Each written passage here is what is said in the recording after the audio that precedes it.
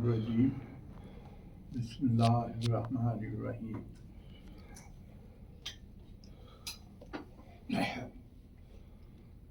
آج کے بیان میں ایسا ہے کہ جب آپ کسی سفر میں نکلتے ہیں تو کیا پورے سفر میں آپ کی ایک جیسی کیفیت رہتی ہے؟ یعنی آپ پورے سفر میں چاق و چوبند رہتے ہیں؟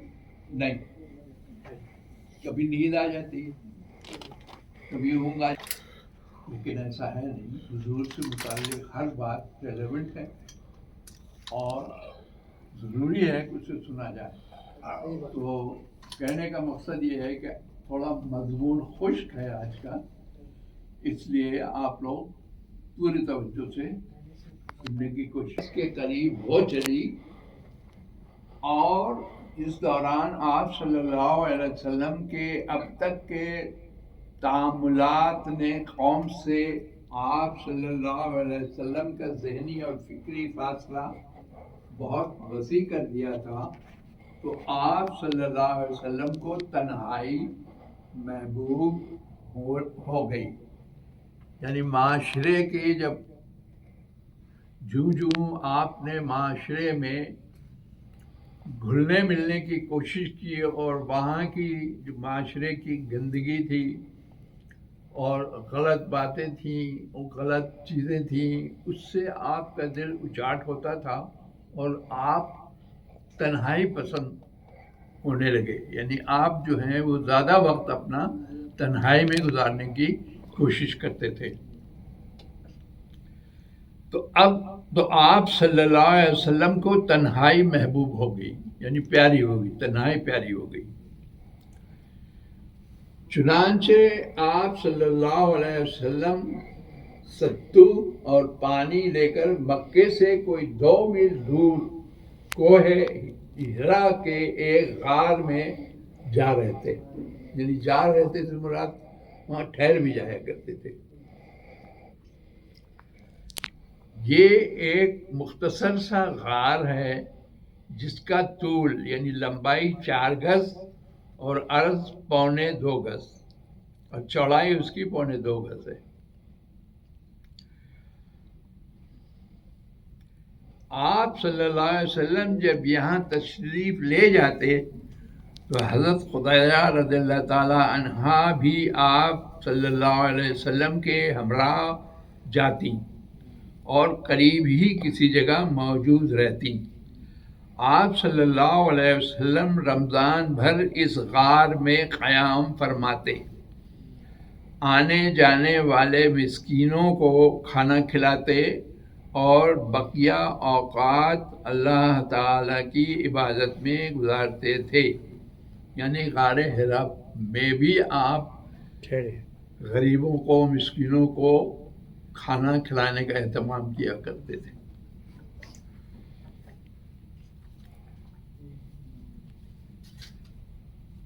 پھر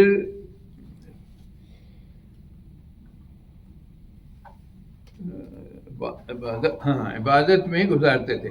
کائنات کے مشاہد اور اس کے پیچھے کار فرما قدرت نادرہ پر غور فرماتے. یعنی اس پوری کائنات کی تخلیق کے اوپر، زمین، آسمان، پہاڑ، سمندر اور دنیا کی دوسری چیزیں جو ہیں اس پر آپ غور فرمایا کرتے تھے. یعنی تفکر کیا کرتے تھے، فکر کیا کرتے تھے کہ یہ اللہ نے یہ آسمان بنایا ہے، کس لیے بنایا، زمین بنائی، اس میں انسانوں کو پیدا کیا، تو اللہ کا کیا مقصد ہے.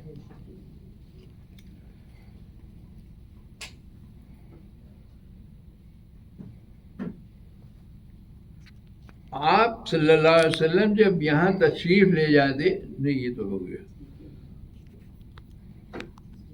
کار فرما قدرت نادرہ پر غور فرماتے.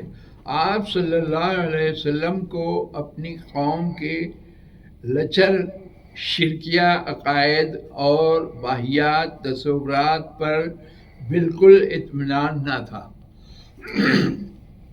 یعنی آپ ساری اپنے ارد گرد کا جو ماحول تھا اس کو پسند نہیں کرتے تھے بلکہ نفرت فرماتے تھے. لیکن آپ صلی اللہ علیہ وسلم کے سامنے کوئی واضح راستہ، یعنی چونکہ ابھی وحی کا سلسلہ نہیں شروع ہوا اس لیے یہ بات کہی جا رہی کہ ابھی کوئی واضح راستہ، معین طریقہ اور افراط و تفریط سے ہٹی ہوئی کوئی ایسی راہ نہ تھی. کیونکہ انفیکٹ ابھی حضور پر نبوت کا اعلان نہیں ہوا ہے، جس پر آپ صلی اللہ علیہ وسلم اطمینان و اشراح قلب کے ساتھ رواں دماں ہو سکتے. نبی صلی اللہ علیہ وسلم کی تنہائی پسندی بھی در حقیقت اللہ تعالیٰ کی تدبیر کا ایک حصہ تھی. اس طرح اللہ تعالیٰ آپ کو آنے والے کار عظیم کے لیے تیار کر رہا تھا. در حقیقت جس روح کے لیے بھی یہ مقدر ہو کہ وہ انسانی زندگی کے حقائق پر اثر انداز ہو کر ان کا رخ بدل ڈالے، اس کے لیے ضروری ہے کہ زمین کے مشاغل، زندگی کے شور اور لوگوں کے چھوٹے چھوٹے غم کی دنیا سے کٹ کر کچھ کے لیے اللہ الگ تھلگ اور خلوت نشین رہے. یعنی جو کام حضور اکرم صلی اللہ علیہ وسلم کے ذمے ہونے والا تھا، اس کام کو سمجھنے اور کرنے کے لیے آپ کی زندگی میں یہ جو تنہائی ہے اور یہ جو غور و خوض ہے کائنات کے بارے میں، یہ الگ تھلگ رہ کے خلوت نشین ہے. اس وجہ سے وہ الگ رہتے تھے، کٹے ہوئے ہوتے تھے، اور زیادہ وقت جو ہے وہ غار میں گزرتا تھا یا پھر گھر میں. ٹھیک اسی سنت کے مطابق جب اللہ تعالیٰ نے محمد صلی اللہ علیہ وسلم کو امانت کبریٰ کا بوجھ اٹھانے، روئے زمین کو بدلنے اور خطہ تاریخ کو موڑنے کے لیے تیار کرنا چاہا، تو رسالت کی ذمہ داری عائد کرنے سے 3 سال پہلے آپ صلی اللہ علیہ وسلم کے لیے خلوت نشینی مقدر کر دی. یعنی اللہ کی مرضی تھی، اللہ کا یہ انتظام تھا کہ اللہ نے آپ کو خلوت نشینی اختیار کرنے پر راضی کیا اور سوچنے کا عمل انہوں نے جاری رکھا. نبوت سے پہلے کا اسٹیپ تھا یہ؟ جی، نبوت سے پہلے 3 سال پہلے آپ صلی اللہ علیہ وسلم کے خلوت نشینی مقدر کر دی. آپ صلی اللہ علیہ وسلم اس خلوت میں 1 ماہ تک کائنات کی آزاد روح کے ساتھ ہم سفر رہتے اور اس وجود کے پیچھے چھپے ہوئے غیب کے اندر تدبر فرماتے، تاکہ جب اللہ تعالیٰ کا اذن ہو تو اس غیب کے ساتھ تعامل کے لیے مستعد رہیں. میرے خیال ہے سمجھ میں آ رہی نا بات.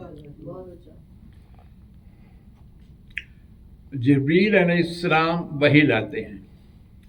جب آپ صلی اللہ علیہ وسلم کی عمر 40 برس ہو گئی اور یہی سن کمال ہے اور کہا جاتا ہے کہ یہی پیغمبروں کی بعثت کی عمر ہے، تو زندگی کے افق کے پار سے آثار نبوت چمکنا اور جگمگانا شروع ہوئے. یعنی جو ایک نبی کی صفات ہوتی ہیں، خصوصیات ہوتی ہیں، ان کا اظہار ہونا شروع ہوا. یہ آثار خواب تھے، آپ صلی اللہ علیہ وسلم جو بھی خواب دیکھتے وہ سفید صبح یعنی صبح کی چمک سفیدی کی طرح نمودار ہوتا.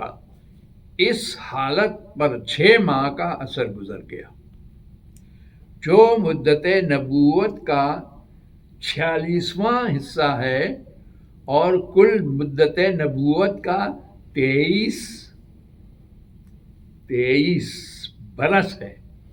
یعنی کل مدت نبوت کا 23 برس ایسے ہیں.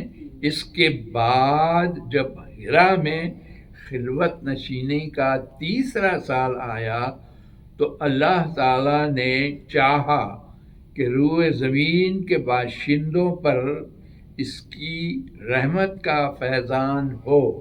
چنانچہ اس نے آپ صلی اللہ علیہ وسلم کو نبوت سے مشرف کیا اور حضرت جبرائیل علیہ السلام قرآن مجید کی چند آیات لے کر آپ صلی اللہ علیہ وسلم کے پاس تشریف لائے. یہاں سے نبوت مل گئی. نبوت مل گئی یہاں سے شروع ہوتا ہے جبرائیل علیہ السلام کا آنا. دلائل و قرائن پر ایک جامع نگاہ ڈال کر حضرت جبرائیل علیہ السلام کی تشریف آوری کے اس واقعے کی تاریخ معین کی جا سکتی ہے. ہماری تحقیق کے مطابق یہ واقعہ رمضان المبارک کی 21 تاریخ کو دوشنبہ کی رات میں پیش آیا. نہیں دوشنبہ پیر کی رات میں پیش آیا. اس روز اگست کی 10 تاریخ تھی. ماشاءاللہ 10 تاریخ تھی. بڑی تحقیق ہے. تو یہاں سے آپ کو نبوت مل گئی. مل گئی. اب سلسلہ شروع ہو رہا ہے. اچھا. حضرت وہ آئے نہیں ہیں اقرا کہنے کے لیے. اچھا. اس روز اگست کی 10 تاریخ تھی اور 610 عیسوی یعنی آج ہے 24 اور یہ ہے واقعہ 610 اگست 10 عمری حساب سے نبی صلی اللہ علیہ وسلم کی عمر 40 سال 6 مہینے 12 دن تھی. ماشاءاللہ. اور شمسی حساب سے 39 سال 3 مہینے 22 دن تھی. دونوں سے عمری اور جی انگلش کے حساب سے. آغاز وحی کا مہینہ، دن اور تاریخ. آغاز وحی اب شروع ہو رہی وحی. مورخین میں بڑا اختلاف ہے کہ نبی صلی اللہ علیہ وسلم کس مہینے میں شرف نبوت اور اعزاز وحی سے سرفراز ہوئے. بیشتر سیرت نگار کہتے ہیں کہ یہ ربیع الاول کا مہینہ تھا، لیکن ایک گروہ کہتا ہے کہ یہ رمضان کا مہینہ تھا. بعض یہ بھی کہتے ہیں کہ یہ قرآن رمضان کا مہینہ ہی وہ بابرکت مہینہ ہے جس میں قرآن کریم نازل کیا گیا. اور ارشاد ہے انا انزلناہ فی لیلۃ القدر، یعنی ہم نے قرآن کو لیلۃ القدر میں نازل کیا. اور معلوم ہے کہ لیلۃ القدر رمضان میں ہے. یہی لیلۃ القدر اللہ تعالیٰ کے اس ارشاد میں بھی مراد ہے انا انزلناہ فی لیلۃ مبارکۃ انا کنا منذرین. ہم نے قرآن مجید کے ایک بابرکت مہینے میں اتارا. ہم لوگوں کو عذاب سے خطرے سے آگاہ کرنے والے ہیں. یعنی اللہ تعالیٰ کا بیان ہے. دوسرے قول کی ترجیح کی ایک وجہ یہ بھی ہے کہ حرا میں رسول اللہ صلی اللہ علیہ وسلم کا قیام ماہ رمضان میں ہوا کرتا تھا. اور معلوم ہے کہ حضرت جبرائیل علیہ السلام ہرا میں تشریف لاتے تھے۔ جو لوگ رمضان میں نزول وحی کے آغاز کے قائل ہیں ان میں پھر اختلاف ہے کہ اس دن رمضان کی کون سی تاریخ تھی۔ بعض 7 کہتے ہیں، بعض 17 اور بعض 18۔ تو حضرت علامہ خضری کا اصرار ہے کہ یہ 17ویں تاریخ تھی۔ دیکھیے تاریخ مطلب کہ حوالہ دیا ہے۔ میں نے تاریخ کو اس بنا پر ترجیح 21 تاریخ کو اس بنا پر ترجیح دی ہے، حالانکہ مجھے اس کا کوئی قائل نظر نہیں آیا کہ بیشتر سیرت نگاروں کا اتفاق ہے کہ آپ کی بعثت دوشنبہ کے روز ہوئی تھی، اور اس کی تائید ابو فتاویٰ رضی اللہ تعالیٰ عنہ کے اس روایت سے بھی ہوتی ہے کہ رسول اللہ صلی اللہ علیہ وسلم سے دوشنبہ کے دن کے روزے کی بابت دریافت کیا گیا تو آپ نے فرمایا کہ یہ وہ دن ہے جس میں میں پیدا ہوا اور جس میں مجھے پیغمبر بنایا گیا، یا جس میں مجھ پر وحی نازل کی گئی۔ صحیح مسلم۔ اور اس سال رمضان میں دوشنبہ کا دن 7، 14، 21، 28 تاریخوں کو پڑھا تھا۔ ادھر صحیح روایت سے یہ بات ثابت اور معین ہے کہ لیلۃ القدر رمضان کے آخری عشرے کی طاق راتوں میں پڑتی ہے اور انہی طاق راتوں میں منتقل بھی ہوتی رہتی ہے۔ اب ہم ایک طرف اللہ تعالیٰ کا یہ ارشاد دیکھتے ہیں کہ ہم نے قرآن مجید کو لیلۃ القدر میں نازل کیا، دوسری طرف ابو فتاویٰ کی یہ روایت دیکھتے ہیں کہ رسول اللہ صلی اللہ علیہ وسلم کو دوشنبہ کے روز مبعوث فرمایا گیا۔ تیسری طرف تقویم کا حساب دیکھتے ہیں کہ اس سال رمضان میں دوشنبہ کا دن کن کن تاریخوں میں پڑا تھا تو متعین ہو جاتا ہے کہ نبی صلی اللہ علیہ وسلم کی بعثت 21 رمضان کی رات میں ہوئی، اس لیے یہی نزول وحی کی پہلی تاریخ ہے۔ کیا 21 کو زیادہ تر ذکر ہے۔ جی آپ کو قرآن نازل ہونا شروع ہوئی۔ ہاں آئیے اب ذرا حضرت عائشہ رضی اللہ تعالیٰ عنہا کی زبانی اس واقعے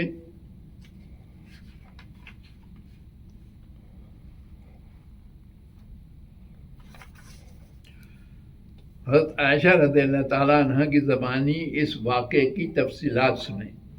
یہ انوار لاہوت کا ایک ایسا شعلہ تھا جس نے کفر و ضلالت کی تاریکیاں چھٹتی چلی گئیں، یہاں تک کہ زندگی کی رفتار بدل گئی اور تاریخ کا رخ پلٹ گیا۔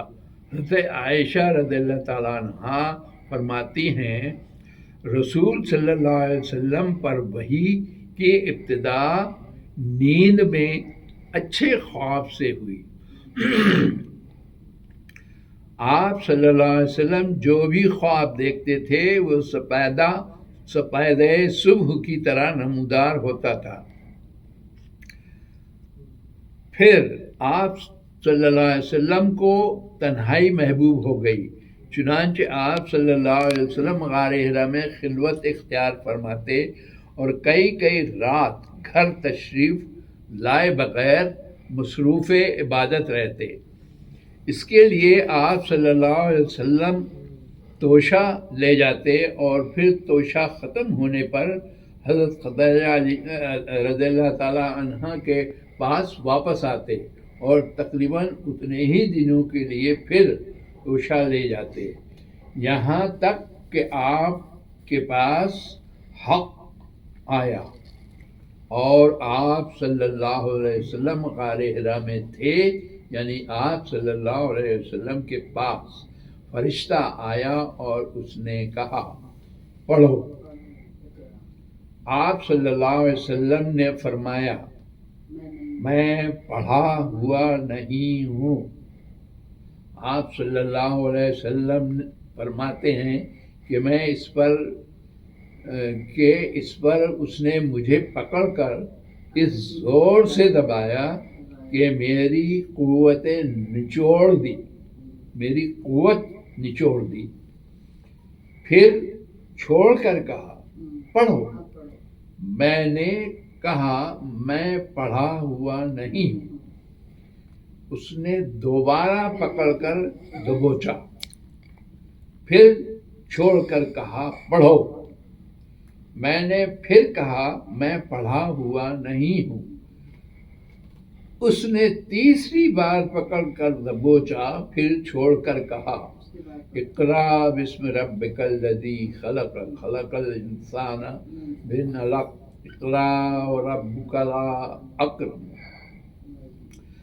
پڑھو اپنے رب کے نام سے جس نے پیدا کیا، انسان کو لوتھڑے سے پیدا کیا، پڑھو اور تمہارا رب نہایت کریم ہے۔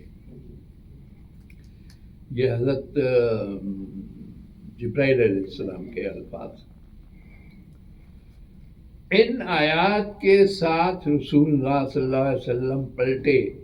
آپ صلی اللہ علیہ وسلم کا دل دھک دھک کر رہا تھا۔ حضرت خدیجہ رضی اللہ تعالیٰ عنہا بنت خویلد کے پاس تشریف لائے اور فرمایا مجھے چادر اڑا دو۔ انہوں نے آپ صلی اللہ علیہ وسلم کو چادر اڑا دی، یہاں تک کہ خوف جاتا رہا۔ تو اپن یہاں